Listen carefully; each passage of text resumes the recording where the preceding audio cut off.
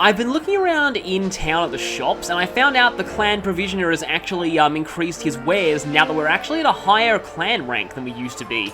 Also, I sold some things, and we can now buy the potion pack from the bazaar. It's just 2 potions. But I get the feeling that we're coming up to an area where we're not going to be able to restock for a short while, so I'll take some extra potions. Anyway, we also have this thing unlocked. I have no idea what this is, but given its description, I'm guessing it's some gambits, but it's still pretty expensive. They're also selling oil here now. I'm going to go ahead and buy that because it's really fun later on when you start getting like access to more fire spells. Speaking of fire spells, so I looked up the flowering cactoid a little bit, and yeah, it turns out you are supposed to use fire magic on it, but most of the guides talking about it are actually for the original version, not Zodiac Age, so like they assume that everyone is able to use fire magic, which again was true in the original version, but in Zodiac Age, you have to have specifically chosen the Black Mage job on either Vaan or Penelo in order to have access to that at this point, so yeah, it might actually depend on your class setup whether you have an easy option for that. I also found out that, as I was worried about, it does indeed have 1,000 needles, which is 1,000 guaranteed damage, and this early in the game, it's a guaranteed one-shot, so yeah, I'm gonna actually go ahead and fight that thing later. We are gonna be coming back through that section later on in the game, so by that point, let's just say we'll be a bit stronger. Anyway, I was going to buy some stuff here, but Vaan actually already, I've already found some better headgear for Vaan, I just realized. I just didn't notice before. The head guard. Seems like all helmets increase magic resistance rather than physical defense, and like regular armor is for physical defense. I could buy some heavier armor for Penelo here. I actually mostly came in here because I thought they'd sell shields. I mean, there's a shield icon on the map. You'd think they'd sell those, but seems like they don't. So that's kind of a bit of an issue. So anyway, I'll be heading to Lowtown now, I think. I don't know if I should get more potions or not. So before we go into the Lowtown, I want to switch the music back to the original because I want to see if it's as different as I remember it being.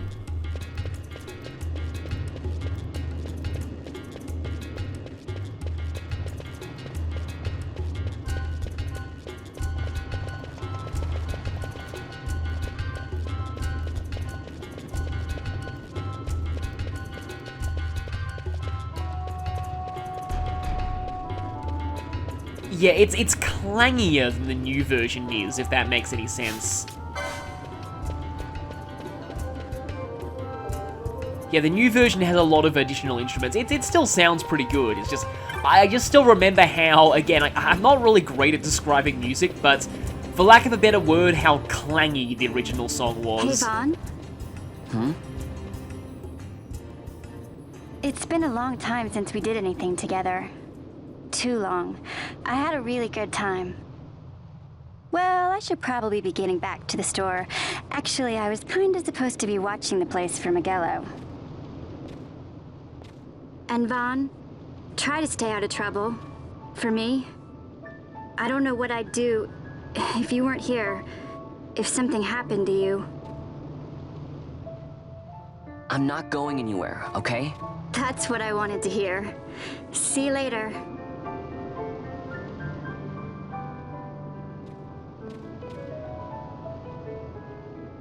Sorry, Penelo.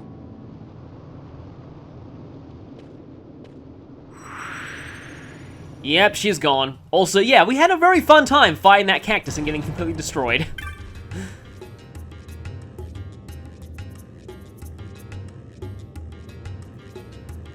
Now you'll be wanting to know how to sneak into the palace, eh? First you go to Storehouse 5. You know the one. 2 doors she has. Now the right takes Ban Ratsbane to his territorial hunting grounds in the sewer bottom. But that's not the way you'll go. No, you'll take the left door down into the Garum Scythe waterway. The waterway leads to a stair. The stair to the palace cellars. That's your way in. But don't go counting your gil just yet, my boy. Getting into the palace was the easy part. The way into the treasury is carefully hidden. That's where this crescent stone comes in. The magics it bears can open the hidden door to the treasury, you see. Listen, Vaan, for the words I shall speak are most important, and not to be forgotten. Do you understand? The signet yearns for sunstone strength to light the clouded way. Once in the palace, you'll find the signet tile. Very important. Give to it the sun's power, and it will light your path. Very well. Oh, a warning. Be aware that if you're caught, you'll spend the rest of your short life rotting in the Nalbina dungeons. So, look sharp, my boy. And don't go running off before you're ready. Plans freshly hatched have a habit of tumbling from the nest straight into the hunter's stew pot.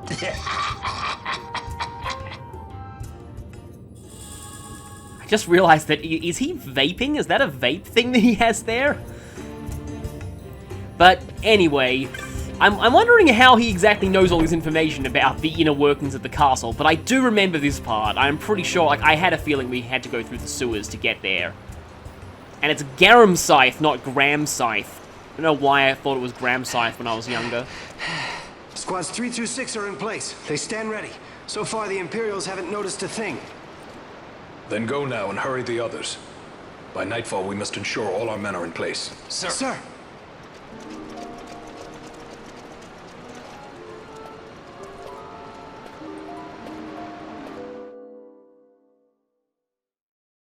Well, that mysterious girl totally isn't going to be important later. It looks like we might end up sneaking into the castle around the exact same time that a rebellion happens. Funny how things are working out like that. So, yeah, I actually was going to talk about some aspects of the story that I was just noticing, and I left it until now because I had a feeling we'd have a lot of time on our hands because we're going to be going through the waterway, which I believe actually takes something of a decent amount of time. Like, I don't think it's like super long of a dungeon, but it's and we're only going to be exploring a small part of it at this point. There is actually quite a lot to the waterway, including an optional boss in there that I clearly remember. One thing that I really love about this game is the optional bosses. Okay, that's Storehouse 5. Oh, nice.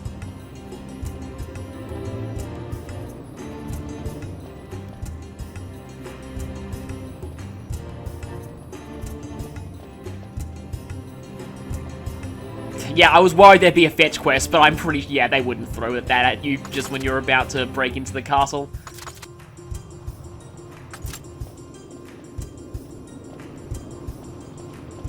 And it's open. I rolled a couple of natural 1 lockpicking checks, but I had a few spare lockpicks. 2 potions and 4 files of eye drops. I wonder what status ailment the enemies in this dungeon are going to be using. So yeah, this is probably the, that's the Garum Scythe waterway. And I think this one, they both lead to the waterway, but one of them was, yeah, one of them, dang it, I've already forgotten what he was saying. But yeah, one of them leads to the area with the rats, the other leads to where we need to go.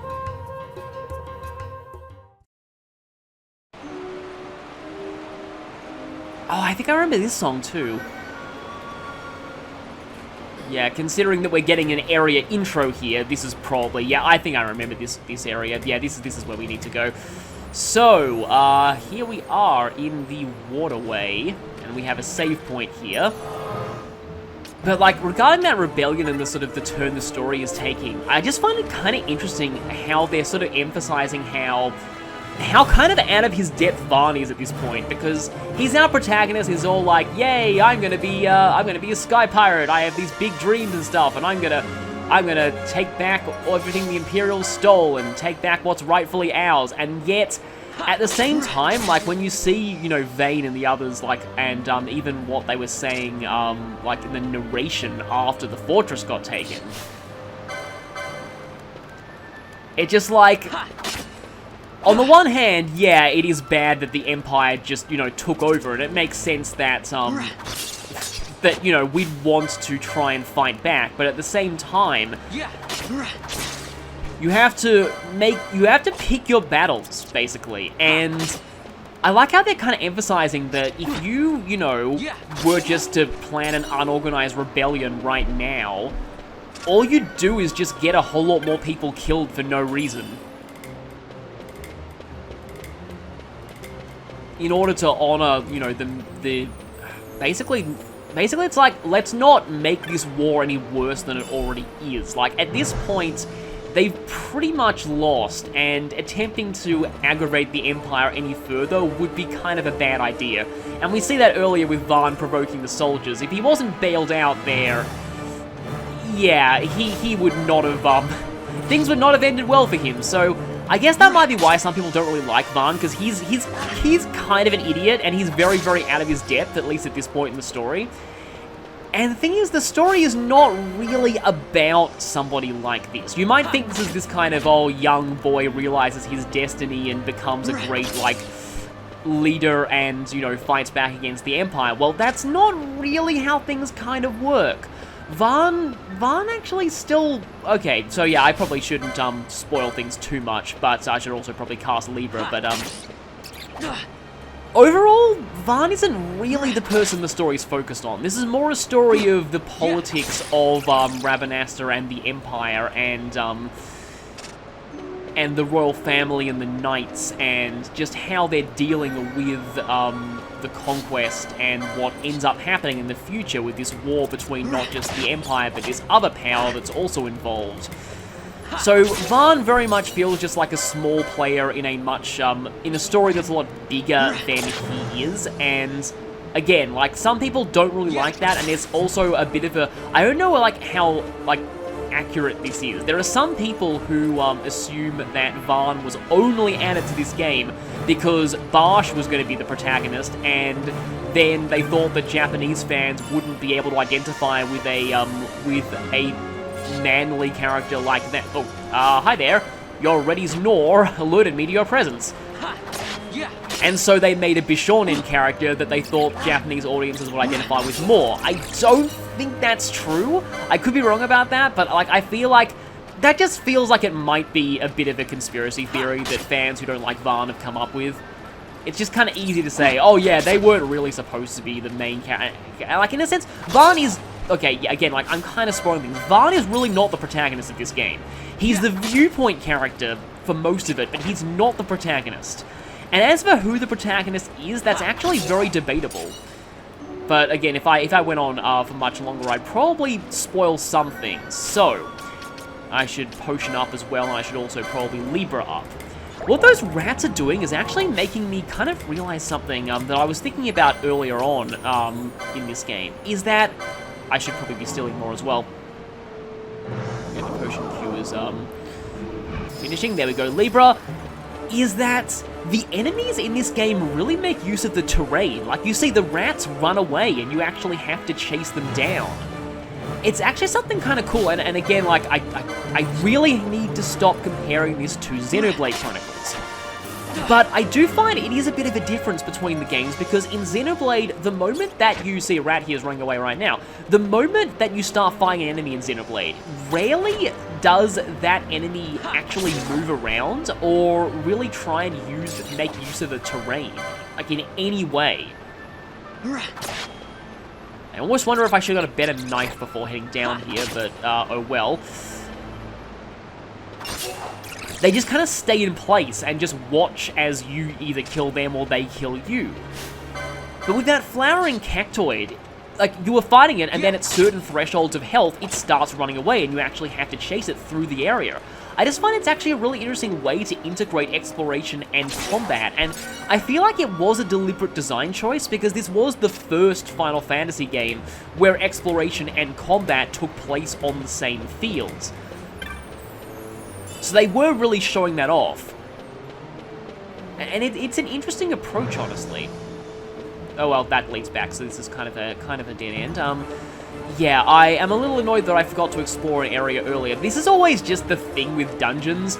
It's a problem I often have with dungeons. It's often hard to tell when a direction is the right way, or if it just leads to, that's a broken staircase, or if it just leads to optional treasures. And oftentimes you want to go down the optional treasure route first, but, is that rat already? It's already confused. Oh, that's interesting. But yeah, you want to go down the optional treasure routes first, and then go down the main path, but often it's hard to tell which is which. Of course, it wouldn't be an RPG without, well, not an RPG, but like a lot of these games, for some reason, you're always trekking through sewers. Sewers are a pretty common early dungeon in many things. Kind of surprised that Pokemon took until, I believe it was like until Castelia City that they really had a proper sewer area. I think I'll let that guy run for now. He's not really worth it. I mean, I don't even know if it's a he, but anyway. Also, killing these rats, so, that guy referring to, Vaan as Vaan Ratsbane. Oh, there's another, rat over here. Is this the original one, or did he come back did you come back just to die? That sounds like a villain boast. But, for some really weird reason, there are actually people out there who unironically think that's Vaan's surname. It's not. That guy was clearly being sarcastic. But, yeah, I don't know. I don't think Vaan even has a surname, honestly. Probably should be paying attention to chains more, but, I wonder if these, like, were these, like, stealings? Were they enemies in another FF game? I'm not sure. Okay, there's another one of these, Ichthyons. I'm pretty sure Ichthyons, were they in FF10? I think they were in FF10, because I seem to remember something similar in FF10. Of course, they are non-aggressive, but, I'm gonna fight them anyway. A lot of things like to ready lunge at this point in the game. Waterstone. You can use that to evolve the Vaporeon we don't have. Well, we'll evolve the Eevee into Vaporeon. The terminology was always kind of... I don't know, you often say evolve a and then the name of the thing, and then I want to try stealing from this rat because... I mean, I probably won't get anything good. I mean, rats generally don't hold anything useful on them. Failed to steal from rats. That just makes me think of Obby the Rat from Critical Role. A character that, yeah, I'm just gonna kill these. A character that Sam Riegel, decided to give an accent to on a whim and then realized he had to maintain the accent for 3 hours. Is it? Yeah, it's running. We got a multi-attack in. Also, we are surprisingly... I say surprisingly a lot, but we're quite low on health. Okay, we are reaching the point where potions aren't really healing as much as they used to. Because it looks like HP goes up really quickly in this game. A lot faster than I thought it would. I'd say it's going up surprisingly fast for me. That's often the thing with RPGs. Like, sometimes RPGs are like low health RPGs or high health RPGs. There are some where damage in the thousands is very common even early in the game. That's like some of the Trails games are like that. Whereas in others, your damage is always quite small, and then you have things like Paper Mario, where, you know, a defense stat that even exists to begin with is something quite high. Like, an enemy having 1 or 2 defense is actually very, very high by the standards of that game's stats. And it's hard to say which is better. Because, like, overall, this is kind of interesting. You've got quite a lot of HP, although that might just be Vaan. But you're only doing damage in, like, the 50s, and that is new. Razor Fin, and it seems like it's not Libra-able. Yeah, that is something that I actually find kind of annoying about the FF game sometimes, is that most bosses and other strong enemies, the kind of things that you really want to scan, they're immune to scans. Okay, hit him twice. Vaan, you are sucking at stealing. Please, you are supposed to be a better thief than this. You're gonna steal from the castle's treasury and... screw it. Yeah, I'm just gonna fight them. I think, provided this thing doesn't brutalize us to bits. I do, like, I kind of feel like I need a better dagger. I wanted to see if I could get a Mage Masher at this point, because I'm gonna have the license for it soon. And this is one of those games where leveling up does not heal you. Wow, that thing is weaker than I thought it would be. And down. Looks like that actually counts as the same enemy as the Ichthyons because the changes went up to 2, I think.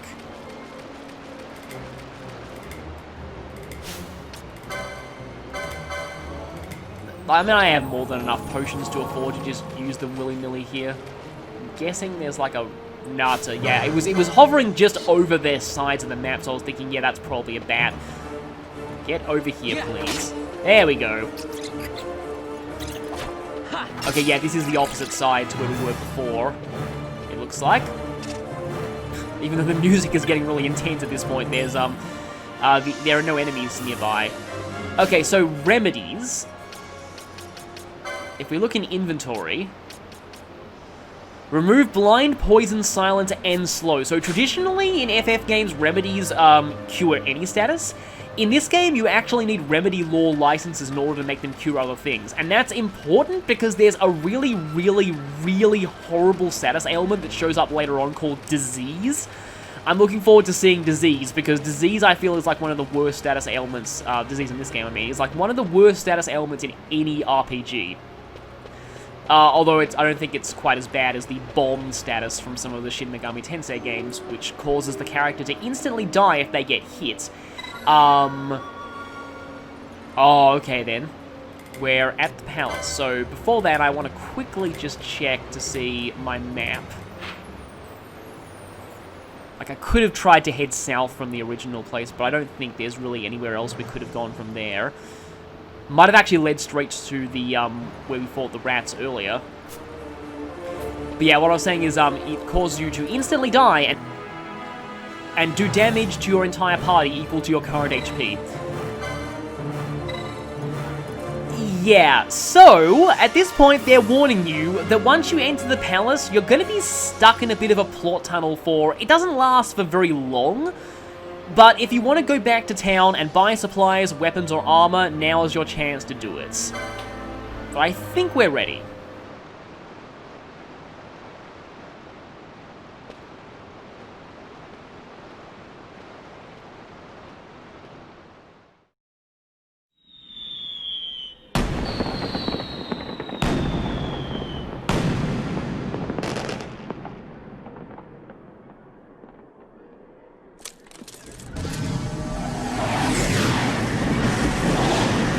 Oh, I forgot that they showed up this soon.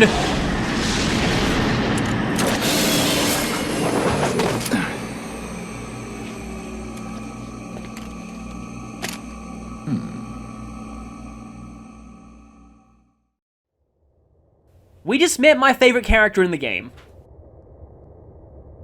Unfortunately, we didn't get to hear him speak. He's mostly my favorite just for his dialogue, but you'll see, trust me. He's amazing. Anyway, this... They drop us right in front of a treasure chest, I think. In front of the map. Okay then, yeah, you're making this very easy for infiltrators. Again, I like these kind of in-universe comments from Vaan on the objectives here. And also, so I believe if you go to the save crystal here, the game will actually... I think the game will... Yes. The game warns you that we're currently in a plot tunnel, and you might want to save to a separate slot in case you need to go back. I like how they do that, because, you know, otherwise you could potentially trap yourself in an area and not have the resources that you need to actually complete it. Oh, I remember this music now. Yes, we have been hired. We are hired help. We are not thief. No, we are definitely not thief. We have been hired to do banquet stuff and cook food.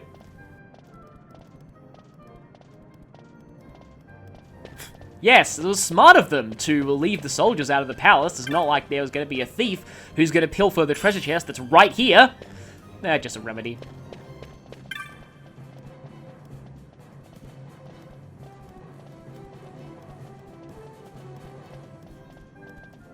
Interesting. So, we were... signets were mentioned to us a little earlier.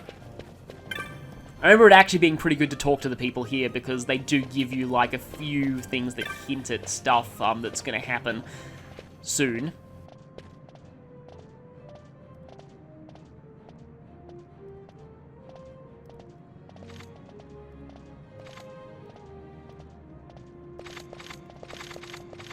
Again, more people in armor acting like they own the place and treating everyone else like slaves.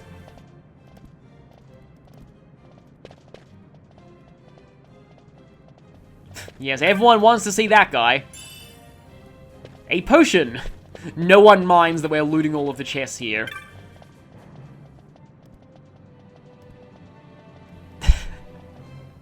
Yes, as if she could. It's not like sneaking into the palace is as easy as just going through a sewer full of really easy rats and bats and fish. Oh, I can also pilfer this. Nobody even cares that this guy is just waltzing in and taking everything. Wait until we have further directions. So, oh, okay. Interesting. Right, I guess we're supposed to talk to you now. I was thinking we have to talk to everyone.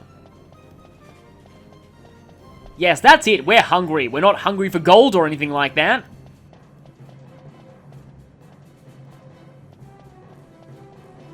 Oh, I remember this.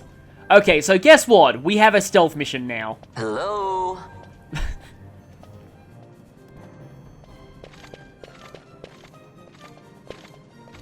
Okay then. I was trying to slip around the guard in the other direction, but okay.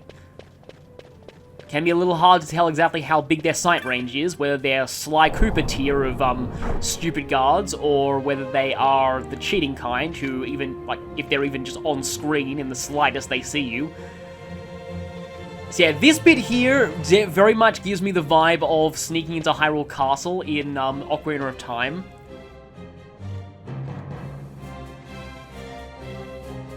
So yeah, Signet Tile, give it the sun's power. However, there's a signet of an eagle and of a lion, I think. So that's interesting. Got guards over there. And yeah, as you can see there, there's like an icon on the side showing that we're looking for that lion signet. And we still have the ability to shout. We shouldn't go over there. I believe there, like, isn't much in the way of punishment if you get caught, other than just being sent back to the start of the area. But yeah, this is, like, extremely Ocarina of Time, and it's still kind of funny that, we have this really happy music playing while we're sneaking Over through. here! I also love the way you can hear the guards' armors, clanking. Okay, so there's a hawk signet. Please don't come this way. Yeah, it doesn't say we should be using the hawk. I think we should be using the lion. I hope I didn't just trap myself. I might have just trapped myself, unless these guys are dumb and can't see sideways. Nope, they can see you. Yeah, they just send you back to the start of the area. It almost looks like this is like a bit of a sliding puzzle. You need to get the guards into the right spots so that you can slip past. Hey, what happens if I... Buckethead! That just reminds me of again, of just... Speaking of Sly before, I'm just now reminded of, some of Bentley's taunter, things in those games. So can I call these guys over here? Hello? Yes, I can call them over here.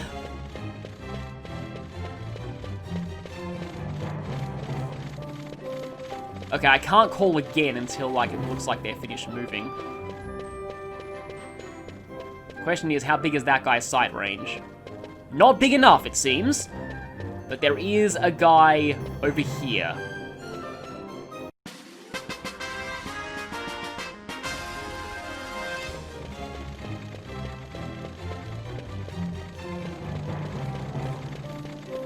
Oh, I could just walk straight past that.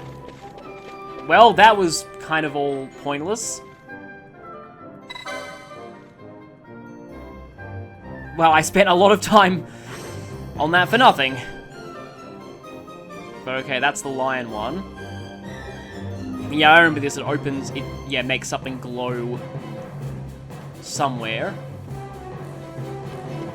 The hidden way is lit, except it's not that one.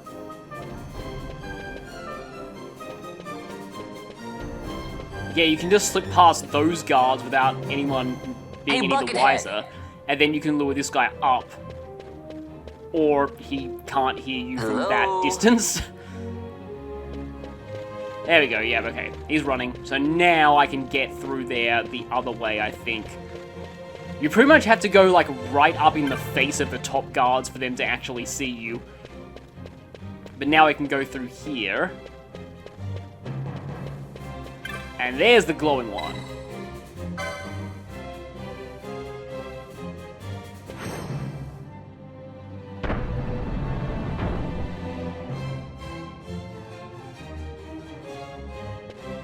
Oh, I spent way too much time on that puzzle.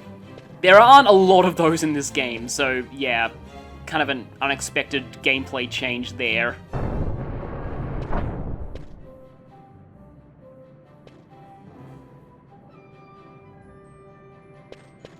So now we're stuck in the treasure room in an area that's off the map, so I guess they were kind of smart. The map that they just gave us going into this place actually, doesn't show where the treasure room is. So more to this wall than meets the eye. And there's an exclamation mark. Oh, I guess this is teaching you to look for exclamation marks wherever you go. Now does this open? Yeah, we got a slightly different cutscene, so of course it does.